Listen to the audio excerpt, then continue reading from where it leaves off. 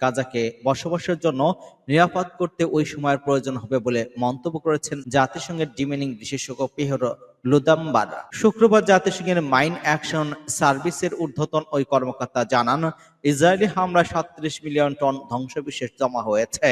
জেনেভায় জাতিসংঘের মাইন বিশেষজ্ঞ পেহরা লুদাম্বার গণমাধ্যমকে আরো বলেছেন, ছিটমহলে অবিস্ফোরিত অস্ত্রের পরিমাণ সঠিকভাবে নির্ণয় করা অসম্ভব হয়ে পড়েছে, কারণ সেখানে গত ৭ মাসের বোমাবর্ষণে ঘনবসতিপূর্ণ এলাকাগুলো ধ্বংসস্তূপে পরিণত হয়েছে।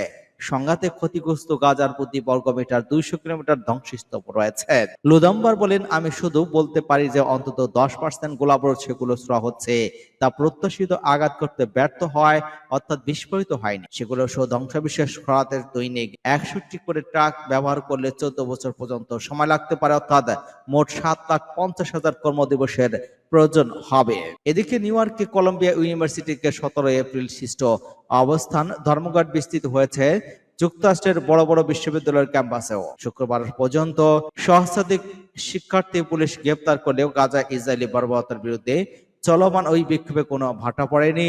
অধিকন্তু ক্রমান্বয়ে তা বিস্তৃত হচ্ছে। শুক্রবার সন্ধ্যায় নিউ ইয়র্ক সিটিতে কলম্বিয়ার সন্নিকটে নিউ ইয়র্ক ইউনিভার্সিটি একটি ক্যাম্পাসে তাঁবু গেড়ে অবস্থান ধর্মঘট শুরু করার পর পুলিশ অভিযান চালিয়ে শিক্ষক সহ ১২০ শিক্ষার্থীকে গ্রেপ্তার করেছে। তবুও থামিনি বিক্ষোভ অবস্থান। California, Texas, Chicago, Georgia, Michigan, Massachusetts, Connecticut ছাড়িয়ে কলোরাডোর ডেনভারও বিশ্ববিদ্যালয় ক্যাম্পাস সমেত তাঁবু করে অবস্থান ধর্মঘট বিস্তৃত হয়েছে। তাছাড়া ইসরায়েলের সাথে সব ধরনের ব্যবসা বিনিয়োগের সম্পর্ক বর্জনের ডাক দিয়েছেন। স্লোগান উঠেছে ফিলিস্তিনের স্বাধীনতার দাবিতে। মে মাসে দেশে সর্বকালের সর্বোচ্চ তাপমাত্রা রেকর্ড হতে পারে। আবহাওয়া অফিস আজ আশঙ্কা প্রকাশ করেছে যে সব স্থানে দীর্ঘতম সময় তাপপ্রবাহ দেশ হওয়ার পর আগামী মাসে দেশের সর্বোচ্চ তাপমাত্রা সর্বকালের রেকর্ড ভেঙে দিতে পারে।